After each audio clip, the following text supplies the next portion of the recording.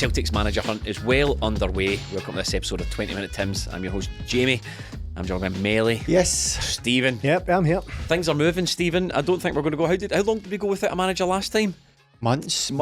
Yeah. Something tells me that it's not going to be that all over again. The rumours are flying thick and fast. Stories are breaking. Names are being put in the hat, taken out the hat, re-entered into the hat. Yeah, sometimes the managers are taking their own hats, taking their own names out of the hats, yes. and giving us other hats. They also put their own names into the hats. Yes, yeah, there's a lot of names, a lot of hats, a lot of permutations going on. I think the one that's caught everyone's attention, though, is undoubtedly Brendan Rodgers. The name Brendan Rodgers. Now, I still remember, however many, it doesn't even seem that long ago, sat in this podcast chair on a flagship podcast.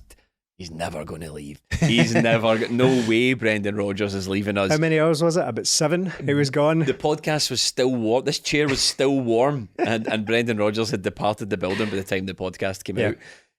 So that's obviously weighing heavily on people's minds. People are still a wee bit sore about the Ange thing, but I don't think it's worth covering that.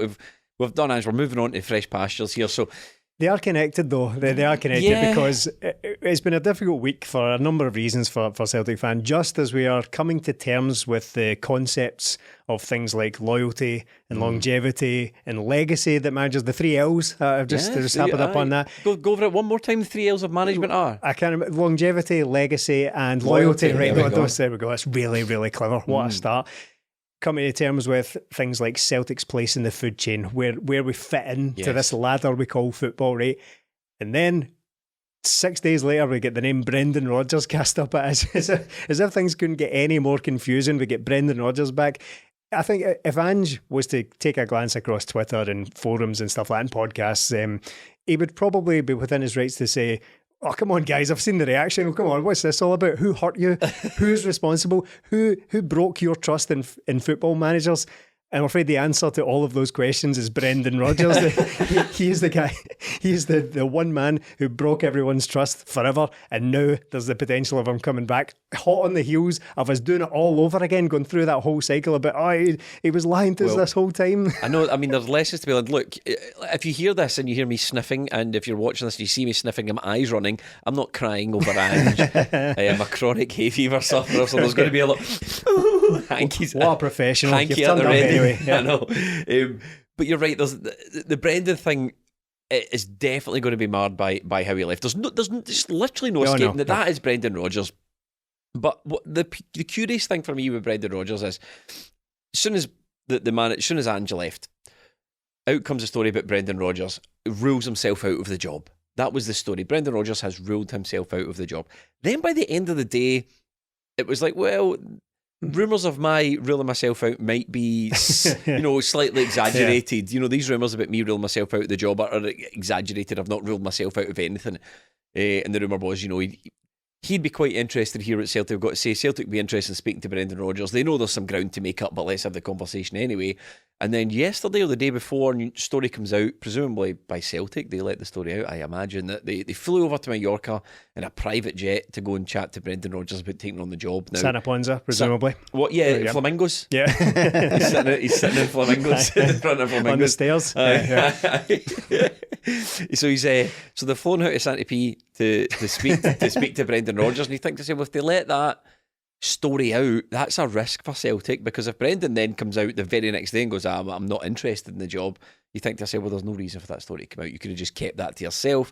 Or are Celtic letting the story out to gauge fan reaction, to see, because one of the things about Brendan Rodgers that he's going to have to overcome, the two main hurdles for me is recruitment at Celtic, which is a big issue, and we'll get to that, and the fan reaction thing, and that's the first thing we'll go to. So for me, the fan reaction to Brendan Rodgers, I think, whilst we all have our reservations about the guy, I think winning overcomes those reservations quite quickly. And I think if everyone's on the same page here about what Brendan Rodgers hopes to achieve and who Brendan Rodgers is, and I think we're maybe a wee bit more enlightened to how football managers work now, I think there can be probably a very quick acceptance of the Brendan Rodgers thing. Mel, you're itching to talk. I'll let you speak in 1 second, because I know you've probably got lots to say in Brendan Rodgers. But he goes, Don't we all? Yeah. But I think any manager who, if we want a manager who's ambitious and who wants to build a winning team, I am now, because of Ange, thanks Ange, I'm now of the opinion that well, any manager we bring in that mould, his ambitions won't stop at Celtic. It's just unthinkable now. There's no manager who's, unless you're looking at perhaps David Moyes, who might be reaching the end of his career and he wants to build some sort of legacy. I think if you're getting the ambitious types, the sort of elite type managers, of which Ange is definitely one, they're probably not going to see their final place of work at Celtic. You know, I think what's that fable about the scorpion and the frog? You know, it's the nature of a scorpion. Something about trying to travel the frog's across like, the river. any chance to lift over the river. The scorpion's like, do you want a lift? No, it's the other way about. Yeah. The frog goes to the scorpion, I'll give you a lift across the river. They're halfway across the river. Scorpion stings a frog. It starts to die and it goes, why did you sting me? He goes, well, I'm a scorpion. Yes. And I think I think in this instance we have to be frogs and Brendan Rodgers is a scorpion, but mainly we have to be clever frogs. Yeah, we do. Clever frogs. Brendan Rodgers is the one that makes the most sense while also making the least sense, like that analogy. So that was good. I think it's like Brendan Rodgers to Ange makes sense. Having Neil Lennon in the middle doesn't make sense. Just like Ange to Brendan Rodgers makes sense, but there's that baggage that comes along with it. And while Brendan Rodgers did very good at Celtic and left us high and dry, to be honest, Ange leaving is in different circumstances, but you want to continue that on, and the guy out, all the names that are linked, it sort of looks like a succession plan, and is Brendan Rodgers. He's the one that can bring similar to what Ange brought, but it's just people will be up in arms about it, and I can completely understand that. But he beats Rangers in the first game. If he's made manager, people quickly forget about that. We need to put up a stronger defence in this.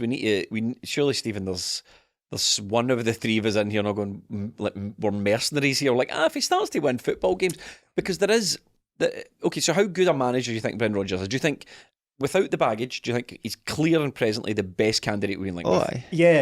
If you strip everything away, which is impossible to do, of course it is, and we'll get to that. But if you strip everything away, is Brendan Rodgers the most high profile and probably the most capable manager that Celtic can hope to attract? The reality is, more than likely he is. I can't really think of any other candidates above him. He has that. I know people will scoff at that because that was the joke at the time, but he does have some connection to Celtic, right? He's not. He may have embellished it ever so slightly in his time here. Might have put a little bit of salt on it, but a little bit of sauce on it. But he does. I do believe him in that he shares some sort of affinity with Celtic. That's how we got him in the first place, right? I imagine that he. Well, we spoke about all this at the time. It's nothing new. We reckoned that he was always going to go back to England at some point, but it's the manner in which he did it. But I'm trying to strip all that away. Brendan Rodgers as the manager, is he the best we could possibly get? Probably. I think so. The other names that would probably be thrown around are things like Graham Potter, but that trail seems to have gone very, very cold indeed. Forget it. So I think it is. But it is more complicated than that, and it always will be. I think we talk about people get on side if he starts winning. I think yes, but the extent to which those bridges were burned at the time was pretty severe. I think. I mean, I cast my mind back to things like the banners calling him a fraud. Yep. Never a Celt, always a fraud. Things like that. Now, certain elements of the fan base, rightly so, show that their beliefs and their sort of set of morals align with the club, go far beyond just winning, right? There's more to it than that, and I can broadly support that. Do they suddenly just think, well, we've got a winning team now, I'm going to walk back on what we said at the time? I don't know if it's as simple as that. Yes, there will be huge swathes of the support who think, well, do you know what? We've kind of made a deal with the devil here, but it doesn't really matter as long as we stay dominant in Scottish football. But it goes far beyond that for some people, and I'm not going to argue with that. I think that's a perfectly reasonable. But is there a way out for Brendan Rodgers? Could Brendan Rodgers come back and say, look, mea culpa, what I did, looking back in hindsight, I probably wouldn't have done it.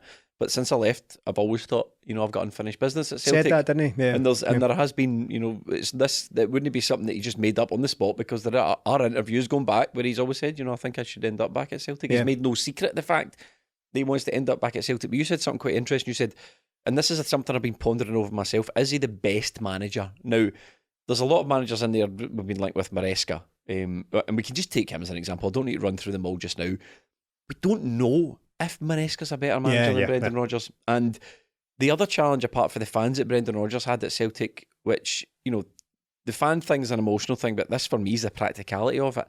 He struggled with the budgets at Celtic. The big thing Brendan Rodgers struggled with was getting the calibre of player in for the available budget that he had. Now, things have changed a wee bit in that department, a wee bit, Ange seems to have done okay, and we seem to be spending a bit more money on players now than we were in Brendan Rodgers. We're not doing that 3 players at 2 million thing. We're doing the Jota at 6 million. We're kind of doing that now. But I just can't get over the fact that, yes, Brendan Rodgers is a bona fide manager, is a good manager, and we can talk a bit about who he did at Leicester. But for me, the main thing we need to go over Brendan Rodgers, aside from the emotional thing, Melly, is this issue he had where he struggled to recruit.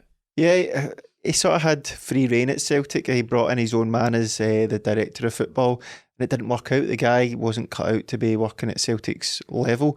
Things have changed at Celtic since then. I think Mark Law, whatever you think of the second name, seems to be doing a good job. We are finding players who suit the way Celtic play and at very good prices. And when we do spend money, we are spending money on the right players rather than getting it wrong. So more of the signings have been hits and misses, much more than the signings have been hits and misses. So hopefully Celtic have moved on in the background since Brendan Rodgers came. But you have to remember that the level that Brendan Rodgers took Celtic from to where he left them, everything was raised, the standards were completely raised, and I'd like to think Celtic stayed at those standards and have been working behind the scenes. Ange spoke a lot about it, about getting people in or out behind the scenes to make things better. And by the looks of it, Celtic have done that. Our recruitment's better, our scouting's better.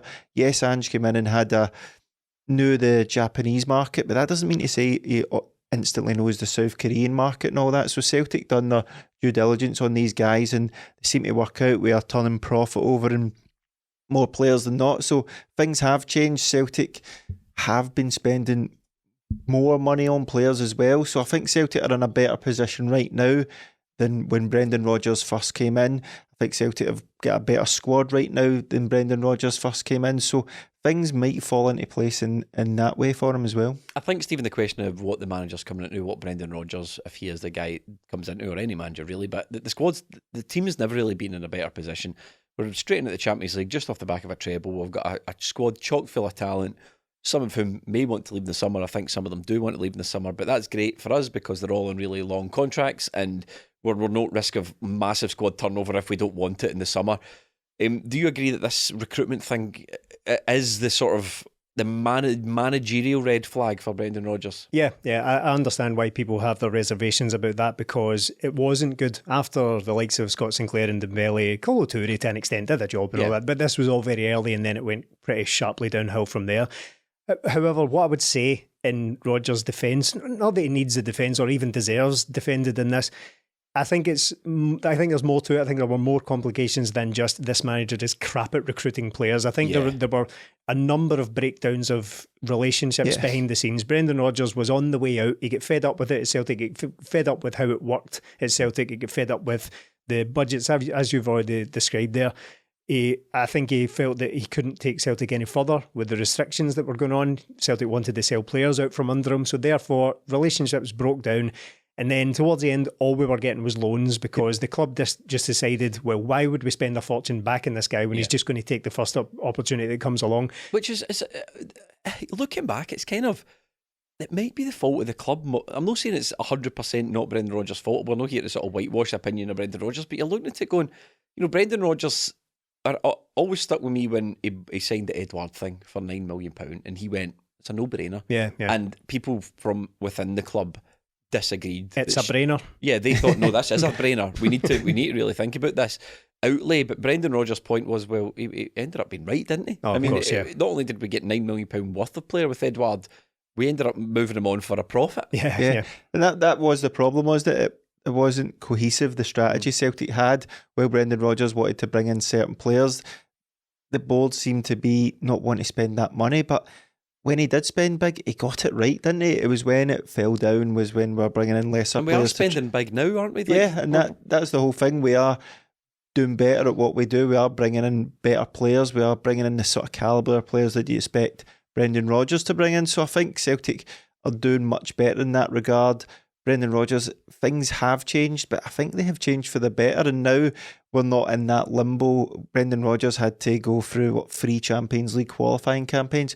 We don't have that anymore. Celtic have got a lot of money in the bank. They have got this Champions League money guaranteed coming in. It makes it easier to sign players. And look, this is a really good squad right now. So everything sort of falls into place for Brendan Rodgers. There is things Celtic can do better, but from his point of view as well, from any manager's point of view, it's a great job to take on. And regardless of whether or not this happens, and the nature of these things and these rumours could be that it's completely rubbish any minute now where we're talking about it, regardless of whether it does or doesn't happen, if the talks are taking place, the face-to-face talks that have been reported in the last sort of 24 hours or so, if that actually happens, then to me that's quite encouraging. This is why you interview for candidates. You don't just go on transfermarket.com, sort by who their last club was, sort by trophies and pick that guy. I think sometimes people look at it as if managers are almost appointed by accident, as if you've just gone online and hit a point and then gone, the recruitment was bad. The reason these interviews or face-to-face talks are taking place is because these things need to be discussed with any potential manager. They're not going to bring the guy in and then again just realise, oh Christ, we forgot that the recruitment was terrible. So all these things would need to be established up front, what the budgets are going to be, how the structure is behind the scenes. All these things are very, very different to when Celtic appointed Brendan Rodgers the first time. The things have moved on a lot. It's a long time he's been away as well. People, it feels still quite raw because it was such a great time for us and it ended so badly. But it was ages ago, and Celtic are in a very different place. Celtic were rotten when Brendan Rodgers took over. Yes, they're still winning leagues, but they were declining. I think is fairly obvious. But at the time, Brendan Rodgers, much like he is just now, maybe slightly differently, but at the time, Brendan Rodgers was king shit a fuck mountain at the time, right? So is that good or bad? Because people might not know. Yeah, it was very, very good. He was a big shot. He was a big time Charlie Big Potatoes in the world of management. Maybe things have changed for him. He's running out of places to go in England. This is exactly what I was about to touch on, and Melly's wanting to speak about it as well. But this is exactly what I was about to touch on. The Brendan Rodgers, yes, he's a big name, but his managerial career in England started about 15 years ago. Yeah. And he's been round the houses now, and he's had it both sides, hasn't he? He's had the Watfords and the Swanseas. Reading, I think he got sacked from Reading, didn't he? Yeah. And then he had Liverpool, obviously, which was his big job. Didn't work out there. Celtic redeemed himself. Leicester. Now, there's arguments whether or not he did well at Leicester. I think the situation at Leicester was somewhat unique. I think correct me if any of this is wrong, the owners of Leicester basically stopped funding the team because their money's made through duty free and all the airport stuff. Travel killed it, and they basically decided, football clubs are expensive. And we better stop giving Brendan Rodgers millions of pounds to spend. So he sort of things ran aground a wee bit for him at Leicester. But the English League, everyone's looking for the new, exciting, interesting coach, and there's loads and loads of coaches out there and loads of managers out there who can't get near jobs. Who simply can't get near jobs because, as you're saying, they're bringing in the De Zerbis, and then Maresca looks as if, ironically, we're going to talk about him, but he's linked to Leicester today. So all these clubs are looking for the new and interesting guy. And Brendan Rodgers, that's why I thought, Millie, when he said he's taking this year out of football, I thought, is that now obviously Brendan Rodgers get contacts in the game and people talking to him and, this job might be coming up the next 12 months. I'll speak to them, I'll speak to whoever. Obviously, he's not a silly man, but I did think things move really quick in football, and just taking 12 months out of the game just because seems like a risky strategy for a manager who wants to ply his trade in the Premier League. Yeah, it does, and with Brendan Rodgers. But sometimes the longer you're out the game, the better you become, because people start to think about, look at the job at Leicester from afar, rather than he basically relegated Leicester. But if he had left Leicester at the start of last season, he probably would have walked into a lot of jobs, but he just stayed on that wee bit too longer when the recruitment wasn't there for him, that he'd probably taken that team too far and it was just about time. But with the recruitment thing as well, when we look back on it, we spoke about it a lot when Brendan Rodgers did leave. Like that was such a mental thing for Celtic to do at the time. Like, this guy might leave us at some point, so let's not buy him any players. What sort of business? Or I think that's not the way it should be ran. And I don't think it was. I think in Celtic's defence in this one, though, I think the problem with Brendan Rodgers was he was like trying to move to China. He was trying to take players with him. He was working his ticket in the background, and I think Celtic obviously saw that and went. It wasn't a case of we think he might leave, stop investing. It was a case of this guy's actively trying to get a new job. He's trying to get out of here. I don't even know if it's so much as in the background as in very much the foreground. He probably was telling Celtic, I'm gone from here, because the Terminado. Yeah, Terminado. The fallout was pretty spectacular at the time. I don't think he was hiding it at all. Hiding it from the fans, of course. They weren't let on, which was what caused the lack of trust, or the end of trust between the board and the fans and the manager basically ever again. So no, I think he was pretty upfront about it. But the thing about that is when Brendan Rodgers was in charge in the summer and in January, we were giving him players, saying, "Who we've bought this player, have him."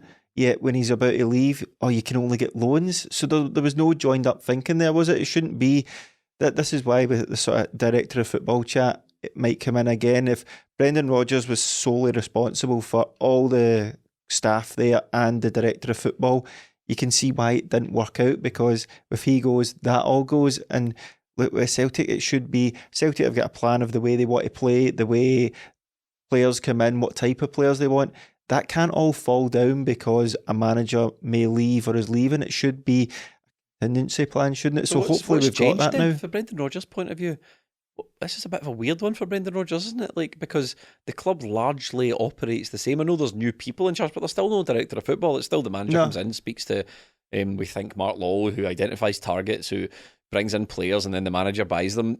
Brendan Rodgers could look under the hood of Celtic and go, actually, a lot of the same names are still there than when I left the first time. Okay, we've replaced one Law for another, and Michael Nicholson's now in charge. There's been a bit of a reshuffle, but it's largely been continuity since I left. And if that is the case, it is a bit of a strange one for Brendan Rodgers to be linked with this. And part of me, again, maybe just Brendan Rodgers happy to be linked with the Celtic job, happy to let people know that he's wanted. Yeah, I kind of think a lot has changed at Celtic because we do things differently. Brendan Rodgers didn't want to sell certain players when we really should have, because he didn't know if a good replacement was going to be bought in. And that's not just Celtic's fault, that's Brendan Rodgers as well. But getting $5 million for Craig Gordon, that's a ridiculous thing to knock back for a goalkeeper that was injured. We knocked back bids for Simonovic and Cham because we were scared we weren't going to replace them. Now Celtic are buying players before they've even sold players and changing it about. I think Mark Law, if he just the second name gives people the heebie-jeebies, but he seems to have got a plan in place for Celtic. We are recruiting differently.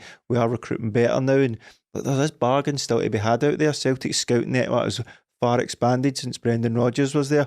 A lot of the business was done from England.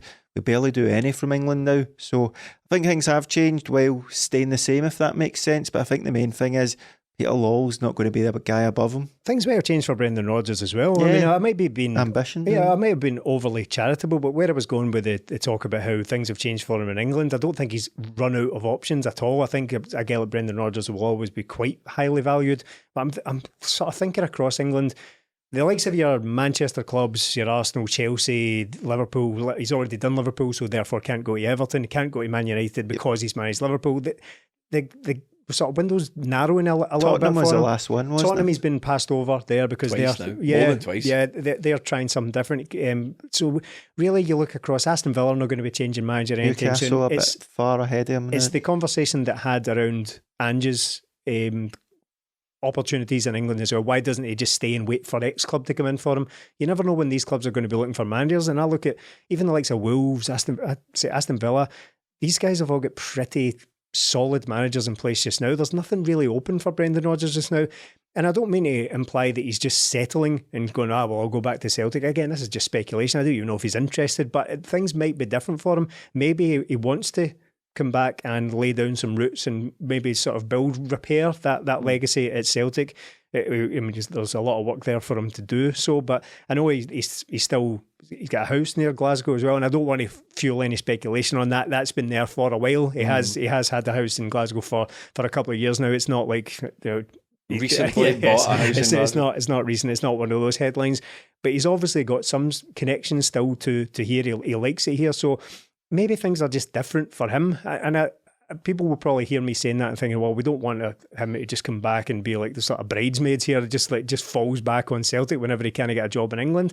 But I mean, maybe he's just like, from a human perspective, maybe he just like, well, I liked it in Scotland. I mean, I think he was successful at Leicester. He definitely was for a time. 2 5th place finishes, an FA Cup and a decent European run. I think he got to the semi-finals of the Conference League. That's all really good for Leicester. It fell away just now, but maybe he sort of harkens back to those days where he was the number one guy in the country in Scotland and just quite fancies rekindling that. Summer's coming. Are you ready to unveil your beach bod?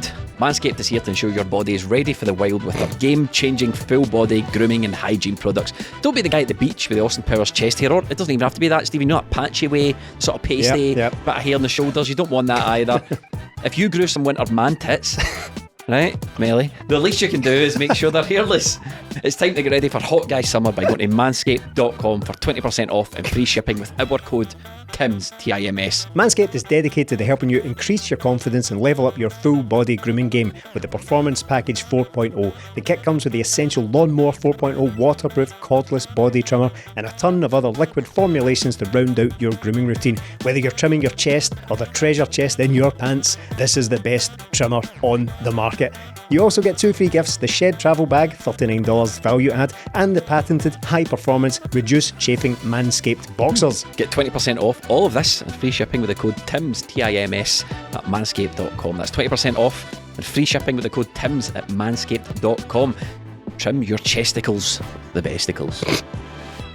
I think if we know we're going to get our eyes open, the Brendan Rodgers thing, we know that, look, this isn't a guy, and maybe he could just wind back the sort of patter a wee bit, as if we kind of know now, Brendan, do you know what I mean? We're all, between yourself and Ange, we're grown-ups now, we know that, well, the majority is know that Celtic are probably not the be-all and end-all for a manager now. Even though the words are leaving my lips, I don't 100% believe that. There is still part of me that thinks that in certain circumstances a manager can come and leave a right good legacy at Celtic. You know, if we were sitting here, and I don't think we're going to get David Moyes, I think it's been made clear he's leaving West Ham, but at the age David Moyes was, I would be delighted for David Moyes to come in at Celtic and potentially say, well, he's no using Celtic as a stepping stone here, he's coming in to build some sort of legacy. Now, it'd be a legacy of pretty boring football, but I'd be delighted in the fact that I know he's not just using this for a stepping stone, that I think he could build something here. But I think with Brendan Rodgers, we really need to go in with our eyes open and go, this is an ambitious manager who's probably looking to get back into the English Premier League. Part of me thinks that, I know you think, you know, there's no solid options for him, but part of me does think that maybe the English Premier League is going to just drift by. But they always like the newest, latest thing, don't they, the English Premier League? They never really like to go back to the guy who's consistently plied his trade in England. I know there's a few, there's what... At a certain level they do, but he doesn't want to fall into that category, does he? He doesn't want to be the new Sam Allardyce. Exactly, that's what I'm getting at. He's not that type of football manager either, is he? Like, he's not in a tough spot, but he's in a good spot, but he's not. It's going to be difficult for him. Where do you go after Leicester? It's a kind of win-win for him right now. Where does Celtic go? Do we go, we don't want Brendan Rodgers because he might leave us if he does well? Isn't that what we kind of want? That's what you want to be successful. Do we then settle for Neil Lennon? Because, like I always say, if you, like we did at the time, if you bring back Neil Lennon, you're going to need to sack him, because nobody's going to take Neil Lennon off your hands. He is going to need to be sacked at some point, or just leave when his contract goes. And if he does that, it's because he won't have done well. Whereas with guys like Brendan Rodgers or Ange that are using us to try and get somewhere, well, they're going to put everything into the club to try and get there, aren't they? And yes, they may move on at some point, but most of the time it will be because they've been very, very successful and they've done a great job. Do we settle for somebody because we think, oh, you might stay with us for 4 or 5 years? I'd rather win the league for 2 years, somebody leave, than have 4 years where you win the league twice in 4 years. In the interest of balance here, there's another element to this, and we've put out a number of polls asking he's a rat. Yes, he's a rat. Yeah, that's the other thing, full stop. We've put out a number of polls trying to gauge, try to take the temperature of the support on Twitter. Would you take him back? How would you view his return to potential return to Celtic? A prevailing thought that we've received as feedback is that, no, I can't stand the guy, he's an absolute slime ball, etc. Again, I cannot argue with any of that, right? But the but at the end of it is always, he guarantees success. And I'm like, no, he doesn't. He doesn't guarantee success. It might be as close to a guarantee as we can possibly hope to attract, but it doesn't guarantee success. So that's not a deal with the devil that you should take lightly. But I'm just going to throw all my morals in the bin as long as because he's definitely going to win an invincible treble. That's not necessarily the case. We keep saying this, things have changed a lot. Things have moved on. Rangers are stuck in my throat there. They're in a much better position than they were back when Brendan Rodgers was here. So it's not a guarantee of success. Plus, there's always that weird thing that I can't quite articulate properly because it's not in any way science or fact-based. It sometimes just doesn't work to go back in football. For whatever reason, it's one of those old cliches that I feel does stand up to scrutiny when you go back to clubs. It's trying to rekindle that magic, and especially how good it was the first time around. Well, Neil Lennon came back, won a treble. He didn't do that first time. That's true, but it did sort of roll off a cliff eventually, right? But it's a good point. there are examples of it. I think Claudio Ranieri has just been promoted. Roy Hodgson's done it this season. Yeah, so it does happen. But Can you point to one where it doesn't work? I suppose not. Barry Ferguson, but he was a player. I suppose it is more often with players when when they come back. It's never quite the same as. But there is. I feel like the football gods just don't like it when you go back and try to recapture the magic of the first time around. There's a joke in the sitcom Arrested Development where two of the main characters are talking about this thing that people buy into. It never ever works. And they're saying, but does that ever work for people? And the guy says, no. I mean, these people just delude themselves into thinking they're going to be the ones it worked for, but it never does. But it might work for us. So I feel like we are kind of going down that road. But it'll just be great. We'll just bring him back in. So I'm cautious with this bringing Brendan Rodgers back. We haven't really discussed our own personal feelings on it. Yeah. We're discussing the yes, but he's successful. Yes, but this. Yes, but that. So I am cautious with just thinking that all we need to do is bring in Brendan Rodgers and everything's going to be fine. So I don't think it's going to be as simple as that. A lot of the club has to be geared towards making Brendan Rodgers a success. It's not just a case of bringing in this force of nature manager, because we keep doing that, don't we? We keep thinking, right, we need to sort of restructure the club so it's in a better position so that we don't keep getting left in the lurch like this. But then we think, but Brendan Rodgers is on the phone, so why don't we give it to him? What you're saying is there'll always be a Brendan Rodgers. There will always be a manager that wants the keys club. I mean, opinion on it's changing, Melly. Yeah. We put the first poll out after a couple of days. It was like 60-40 in favour. Then I very deliberately put another poll out 2 days later because I wanted to track this. And then it was like 70-30 in favour. And then I put another poll out a couple of days later with more options on it, and there was like only like 12% of people not in favour of Brendan Rodgers coming in. So it's the more desperate we get, the closer we get to any kind of pre-season. Well, it's kind of like, I don't know, it's like your mum asking you if you want something for dinner that's not particularly pleasing, and you go, no, what are the options? And then she gives you 4 other things that you don't quite like the sound of. You go, right, okay, I will have them. And I'm kind of starving. Yeah, I'll have the Chicago Town pizza. You know, it's so I think a lot of people have weighing up the options of who Brendan Rodgers is against, but I think that's a risky game. And I agree with Steve when he says he's no guaranteed success, Brendan Rodgers. It's not a case of you bring in him and he just wins games, because no manager is that. No. And a lot of the stuff that he's been weighed up against, for example, Maresca looks like the sort of strong second contender in this. Don't know how good a manager that guy's going to be. I mean, we get a hint of it at Palermo, but that's a different story. You don't really know. He could be better than Brendan Rodgers. Ange was arguably a better manager than Brendan Rodgers. So no, I don't think he's guaranteed success at all. I think he's a strong managerial contender. Yeah. I think he's a strong guy for the job, but I don't think he guarantees anything. I don't think anyone can. He can't guarantee success, but it's the closest thing ever, because he came into a team that was terrible, absolutely terrible, brought in 2 decent players and transformed that team into a winning machine that never lost all season. That hadn't been seen in football. We wanted the players gutted at that point, and then he turned around so many careers. So the thing with Brendan Rodgers is always he can change a game. We've not really had any managers before him or since him that can make tweaks in game that completely change a game. I can't imagine many managers going down at Ibrox to 10 men and coming out with a win. That was unbelievable. Brendan Rodgers can do that. He has a stuck on attacking players. After going he's down. a high level coach, and the thing with this Celtic team is I still think it's better than the one he inherited. So could he push these players on further? Potentially. It might not be as good as it was, but Rangers are better now, and you say he doesn't guarantee success. Look, Brendan Rodgers come back to Celtic, he will win most of the games in Scotland. Yes. What are you up against, really? The rest of the teams are terrible. I think he'd have a field day running rings around Mick Beale as well, and the master tactician. So I think he does guarantee success for the way Celtic are right now and what they're going into. And that's why I'm encouraged again about that interview process as well, because if you think Brendan Rodgers is going to come and just agree to be the Celtic manager when there's a chance of him being second fiddle to Michael Beale, you're sadly mistaken. He is not coming here with chump change to spend in the transfer market, not a chance. So that's why I'm encouraged that if he does take a job, he's been certainly promised something. It's a big challenge for him as well, isn't it? But because treble, leave Celtic on the verge of another treble. Anything but a treble for him next season. If he becomes the manager, people will say he's failed, but things have changed a lot since then. Rangers are better, but he's going to need to put everything he's got into making Celtic a success now, because it won't be as easy as putting it lightly, but he's the only guy that's won a Champions League game for Celtic in the last 10 seasons. So like that's incredible to think that. So like, he's won Champions League games. He's got Celtic into the Champions League through the qualifiers, which we struggled for so long. He won every competition he entered domestically. He's the closest thing we'll get to guaranteed success. He would send the absolute shitters up Rangers, I think, as well. I really do think that. I've seen some screenshots so far, yeah. I have not. I was away a weekend. I've sort of missed the hullabaloo, but what I will say is that I've got a Rangers supporting friend, and I know for my sins, and he's terrified at the return of Brendan Rodgers. He's like that. It's not going to happen. It's not going to happen. I hope it doesn't happen. He's kind of went like that because from a Rangers perspective, they're going out and they're bringing in all these players and huge players. No, every player. This is gone under the radar. Every player they're bringing in is over 6 foot. Every player they're bringing in is a monster. They're going to try and bully their way to the league, and that's exactly what Rangers are going to do next season. And they can do the planning they want.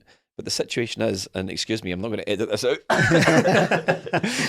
It's just the part of hay fever life. The situation is, if we go out, if we go out and we bring in just another elite coach, there's not an awful lot Rangers can do about that because they'll have all their best laid plans and they'll think, right, they're going to bring in a MARESCA, they're going to bring in a rookie, or they might get one of the other guys off the list, or they might give the job to John Kennedy. This is great for us. Bang, you just play your Brendan Rodgers trump card. Bang, you back Brendan Rodgers, and they're going, well, there's not an awful lot we can do here. Go and get Malumbo. There's no reason not to back him, but now with the Champions League money and this way, like it was always when Ange came in that he'll do well if he was backed. But the fact is, he was backed. He got every player he pretty much wanted. We did everything for him. If you do that with Brendan Rodgers, along with the hopefully improvements with scouting that Celtic have done, how he can improve players tactically and physically, then should be onto a winner here, but I just don't know if it's going to happen. Yeah, I know, but you can handle a bit more squad churn, can't you, when you get a new manager? Because say, for example, talking sake, Kyogo, Matt O'Reilly and Jota all left in the summer, for talking sake. Brendan Rodgers could say, okay, I can deal with that. You know, bring me the running, because he's not built a system around these guys. He's not worked with these guys. He will have seen very little of them past what he's watched before getting the job. So any new manager can deal with a bit of squad churn. Yeah, and as well, if Ange goes away, which is fine. Interestingly, I think Jota's said thanks to Ange or something in any Instagram post, so I don't read into that what you want, but usually when managers go, it's a lot of that. But with Brendan Rodgers, you saying they'll hate him, or are you just saying Jota's chronically online? He was hated, maybe. No, of course not. But with Brendan Rodgers coming in, if say it's Rodgers and MARESCA right now, with this squad of players, MARESCA's coming in, some of them maybe go, I don't really know this guy, but if Brendan Rodgers comes in, I think more of the players go, do you know what, I'm staying here, going to learn from a thing or two from him for a season or two, and then I can move on. So we forget that like this guy has developed a lot of players over his time, seen a lot of players get big moves. Could do that again for Celtic. So you taking him, Stephen? Brendan Rodgers, are you going to accept him? What's your personal feelings? I sat here last week and said that I couldn't even imagine it, and now a week on and the rumours have gone through the roof, even reported by some fairly decent sources about how face-to-face talks and all, and for life of me, I still can't even imagine what it's going to be like. It is such a thorny issue. It's such a controversial one with so much baggage around it. I'm even left wondering, do we need that? Do we need this the schism, the divide and the support and all that this will definitely cause? Now that's unavoidable anyway. What we've seen in the last week or so is it's quite easy for us all to fall out about certain things, but is it worth it? Does it guarantee success so much that we're willing to take maybe even, I'm not putting words in anyone's mouths, but there is the distinct possibility that fan groups just might not accept it. There might be protests about it because of all that stuff. What I said earlier, that stuff doesn't just go away. The banners and all that stuff doesn't just go away just because we're winning. Is it worth it? It's a calculation everyone is going to have to just make individually. If he takes the job, either make your peace with it or double down in your position. It's entirely up to you. Personally, I'm not as affronted by it as many others do. I'm fairly sort of relaxed about managers having career ambitions outside of Scotland, right? I accept that, and I accept Celtic's place in things. We are a stepping stone for people who are successful, and we kind of need to stop leaping immediately to the end of it. Oh, this guy's going to leave. Yes, but what happens between now and that person leaving is presumably a lot of success and a lot of good times and a lot of great moments at the time. But I'm left thinking, I don't know personally. I think it's a risky move. Well, I mean, any managerial appointment comes with risk anyway, but it's going to be a bitter pill for some people to swallow, and I don't know if it's worth it. You say the banners don't go away when just because you start to win. Yeah. I mean, without sparking a civil war, that's just categorically not true. There was protests about lots and lots of things that are just not happening anymore, and those things are still in place, and it's because we've got a winning team on the park. I suppose so. People tend to concentrate on that, but I take what you're saying, that these people are just going to let it go, but that could be grouped into the vocal minority thing. And another aspect of this issue is if the Celtic board decide to not go for Brendan Rodgers, and Brendan Rodgers goes, well, the board went in another direction, and we get a rookie manager that doesn't win these games, we go for someone else that isn't quite as good, and you've left Brendan Rodgers out there, and Brendan Rodgers came out and said, well, I quite fancy the return to Celtic, but they wanted to take the club in another direction, then that is going to spark all out war as well. So you can't keep everyone happy. How do I feel on it?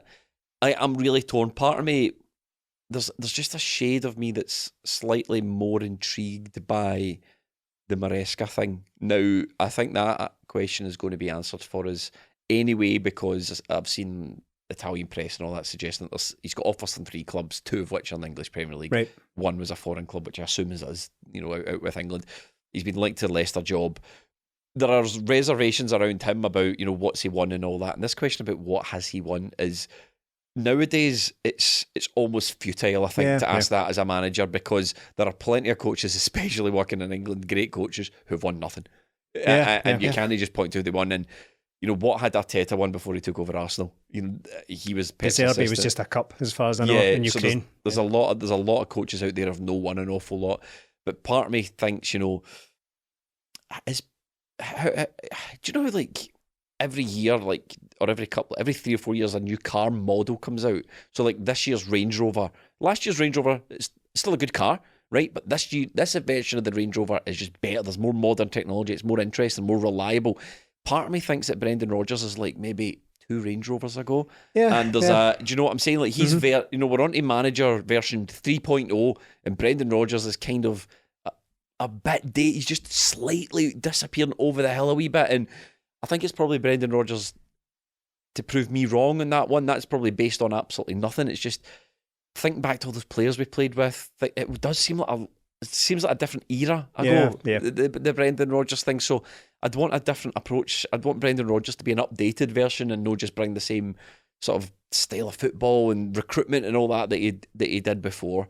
I am really torn on it. But that being said, I've had a look across the other managerial candidates, and apart from MARESCA, who's you don't get the job he's got with Man City if you don't know anything about football. No. That is being Pep Guardiola's assistant in the season he wins a treble is as strong a managerial CV as you're really going to find being linked to Celtic. Yeah. Other names just don't excite me as much as Brendan. So far out of everyone that's mentioned, I think it's probably for me, Brendan. So far. Yeah, I think I'm the same. I thought from the very start, whether it was Brendan or Potter. Potter just doesn't look like there's any legs in it at all. I do believe we may have asked the question, but it would just be a no thank you. So Brendan, or look, I get the thing with MARESCA. It does look like it could be, but I just try to look at it from my lifetime. The big managers that have came into Celtic, Martin O'Neill, Brendan Rodgers, even Gordon Strachan to an extent, but Ange, they've all been there and done it in some sort of way. They've had success, and to put in a rookie manager going up against Michael Beale, especially when we've got this guaranteed Champions League, I think it would be a major, major risk for Celtic. I like the idea of MARESCA. I think, wow, it could be a masterstroke at some point, but I think the time for that was before we appointed Ange. I think that was the time. Going to Parma didn't work out for him. That's blotted it a bit for me. But I still think Brendan Rodgers or anyone else, it's Brendan Rodgers for me. If there was a Brendan Rodgers and, say, Eddie Howe that Celtic were talking to, I'd go with a guy that's not Brendan Rodgers. But there's nobody near Brendan Rodgers for me. This could be pie in the sky stuff. Brendan Rodgers, we're assuming, Stephen, that Brendan Rodgers necessarily wants the Celtic job. Yeah, that's why you're checking your phone when you're off camera. Yes, to see if he's knocked it back. To see if he's knocked it back. He might, because things move quickly. Things do move quickly when you're recording these podcasts, and it just might be a case he's open to it, but he might be speaking to Leeds. He might be speaking to Wolves. He could be speaking to multiple clubs. Lovely weather just now. What I would advise Celtic to do is don't waste a sunny day inside waiting by the phone for Brendan Rodgers' call. Just see how it goes. Don't stay indoors all day waiting by the phone. Okay, I get it with Brendan Rodgers. I part of me would love to just rekindle it. We'll get back together.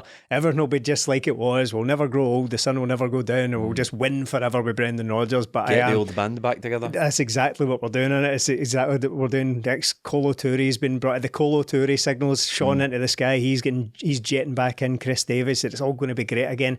But I just worry about that intangible. It's destined not to be as good, and it's just destined not to be. I'm not basing that on anything other than basically just one of those sort of hunches about how football can you tends pull to off work. The same trick twice? Yeah, is the question. That's it. I don't know. Maresca, if we move on to that, the Maresca thing intrigues me. I agree with both of you on that. It's one of those very high risk, potential very high rewards thing, though. If you treat managers like we do players now, in my opinion, Celtic should be looking to get the next big managerial talent before he's far too big for us, right? Whether that's Maresca, it doesn't really matter what the idea is. I like the idea of finding someone who has come through this amazing system like Man City and finds Celtic as his first proper managerial. I mean, it's very difficult to manage in Italy. They sack people left and right all the time. I'm not holding that against them. But part of me really, really quite likes the idea of being able to find the next Pep Guardiola. I don't know if it's Maresca. I've absolutely no idea, but I do like that idea because you're right. You just don't get to that position being a mug. You don't. I know at Celtic we tend to look on assistant managers as charity cases that we just keep around because we feel sorry for them. John Kennedy came in, like a couple of years ago, we wanted to booty down the Celtic way and out of the door and flushed out with the rest of them, cleared a lot of them out. John Kennedy beat it. Now it seems John Kennedy wants to join Ange at Spurs and he's a traitor. Like, honestly, John Kennedy, like, football fans are fickle. We are football fans, we get it, but John Kennedy would be well within his rights to hold a press conference and go, which is it? Because I've got tweets. I can show you tweets of all of you dicks wanting me a job a couple of years ago. I took on Neil Lennon. I stood on the touchline when I didn't have to and saw that shit show through to the end and you all wanted me out. So I stay and now I've got a job offer. I've gone somewhere good. And now I'm a traitor, you want me to stay. Make your minds up. Yeah. Leave at the end of a season, bad. Leave halfway through a season, bad. Stay behind it when everybody else left. Being the one guy left standing when the rest of the coaching staff are cleared out, bad. John Kennedy has been on a bit of a journey with Celtic. I think he should go. We spoke about this last week. I think he should go because he needs to broaden his horizons a wee bit. There's nothing left for him at Celtic. He's been at almost every level imaginable in terms of coaching. Don't think he's going to get the top job, so he probably should. In many ways, it'd probably be the best thing for both him and for the supporter base if he was to go and make a success of himself somewhere else, because I think people would be more open to John Kennedy being the Celtic manager one day if he was good elsewhere. In many ways, that it wouldn't be much more of a proving ground because he's already done a lot with Celtic, but I think there's an element, I'd probably include myself in that, who needs to see him do it somewhere else before I would be more open to it. But his CV is better than half the people on lists, isn't it? Yeah, exactly. The amount of trophies he's been at least heavily involved in. And look, we joke about this assistant manager thing in Maresca. But he's not really doing anything. He's the assistant. But John Kennedy have been doing the majority of training, working on the majority of the tactics and drills on a daily to monthly basis with Celtic. He's not just there putting out the cones, as we joke about. It's all about perception. A lot of this management stuff's about perception, how the players perceive John Kennedy coming in, you know, if he's got that air about him. And I think sometimes you definitely need that to succeed as a manager. I think especially at Celtic, where the standards are so high. We have, as a club and a culture within the club, driven the standards high, and that in many ways that went from there to there with Brendan Rodgers, and then Ange has maintained that, you know, and arguably they might have dipped a wee bit under Neil Lennon. I've always been very suspicious of people that have said, you know, the standards are through the floor with Neil Lennon.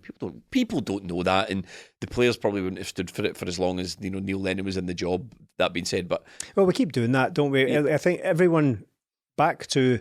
I think Ronnie Dyler was the last manager that we've not done that to. So as soon as someone leaves, we just look upon the previous time as just, it's all crap. It's all bullshit. We just sort of work backwards from there. It's quite damaging to do that. Neil Lennon had a lot of problems at Celtic, let's face it, but I don't think it's fair to just retroactively just make everything garbage, kind of like we've done with Brendan Rodgers and Ange. And I think the next manager has to come in and maintain those standards. And the question for John Kennedy is, are you the guy that could command that dressing room, keep those standards sky high?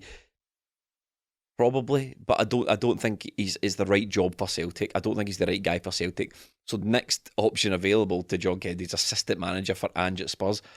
No brainer. And there's these reports of like some sort of disagreement, some sort of fallout at Celtic because they want to keep John Kennedy.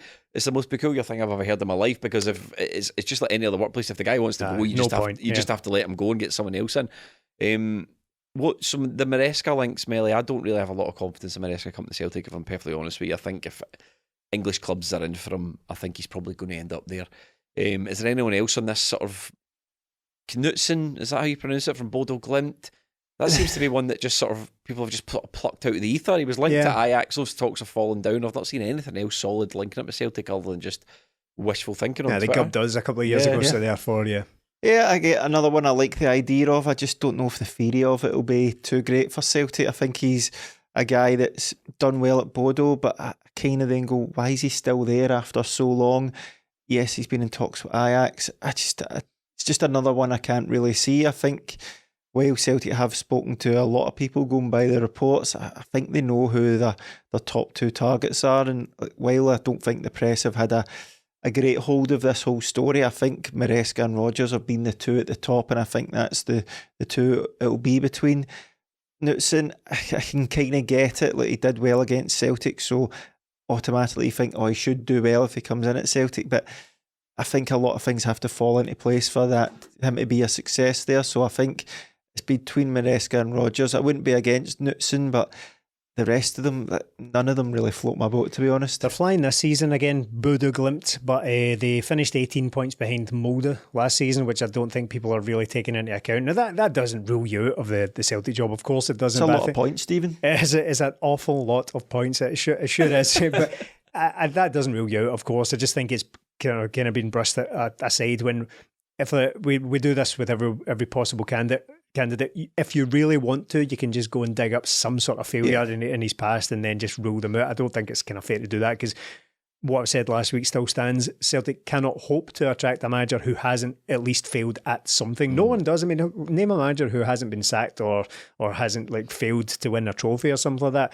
Pep Guardiola has never been sacked, but he failed to win the Champions League at Bayern Munich. If you really want to point out failures, they're definitely there. So I think we kind of need to relax on that a wee bit, poking holes. I know that's what I've done with Bodo Glimt, but I just wanted to...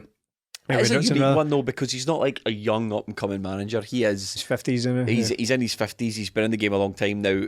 There's a people screaming, going, "Yes, Ange Postecoglou," but his CV's not as varied, not as impressive as Ange Postecoglou's. He's never been outside of Norway, is that right? He's not. Or for work. I don't.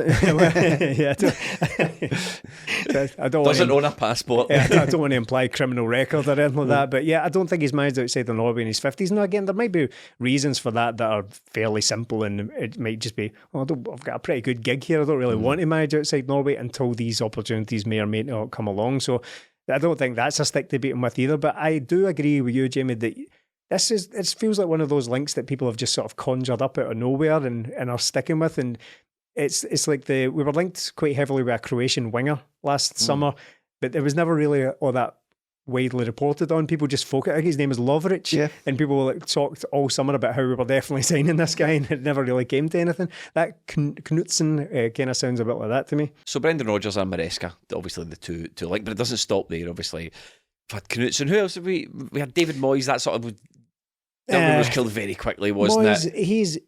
I get the links because he's obviously Scottish, he's very successful, he's had a really great career, a couple of downs aside, but it's like he played for Celtic, but that's where it begins and ends, isn't it? He has never expressed any interest whatsoever. He's turned us down a couple of times. I think so. That's fair enough, but he's had a good career. Just on Moyes, that I watched West Ham in the Conference League final, right? And whatever you think of West Ham, I'm not really caring about that. But the point I'm about to make is, I don't ever want anyone to talk down these third-rate competitions anymore, because him and his dad, the players obviously care, the fans loved it. It's these competitions emerge and everyone goes, who's going to be interested in a third-rate competition?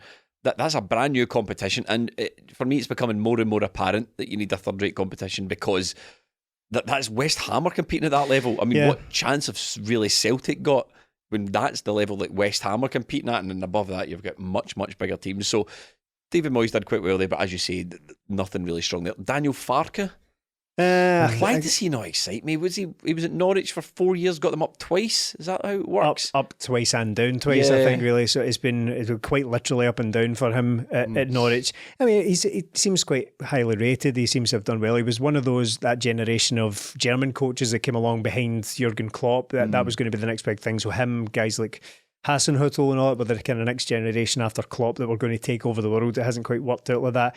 He went to Krasnodar and then left there because of the war in Ukraine. So he resigned there. That happened basically as soon as he got there. Right, well, you don't want a cupboard. I know. Aye, turned and fled. Unbelievable. The rat. So he left there for obvious, understandable reasons. And then he was at Borussia Mönchengladbach, big club, big, good level, but he was sacked from there. So again, to me, it's less about what these managers have done at other clubs. Of course, that factors in.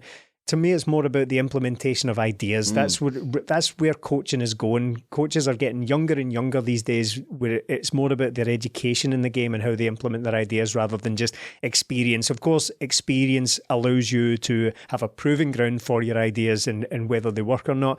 But to me, it's about what they can bring to Celtic going forward rather than what they've won. However, I am very lukewarm on Daniel Farke, to be honest. There's more names in the list. I've got a list in front of me. With odds on it, so I'm just going to scroll down, pick some names here, and let me see if you want to win some money. If any of these make you feel any better, Scott Brown 25-1.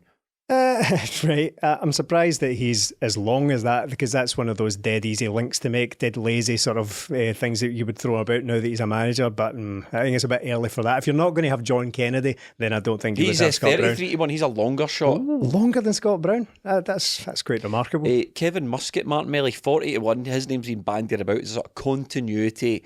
Ange Postecoglou followed in Ange's footsteps, done quite well in those footsteps.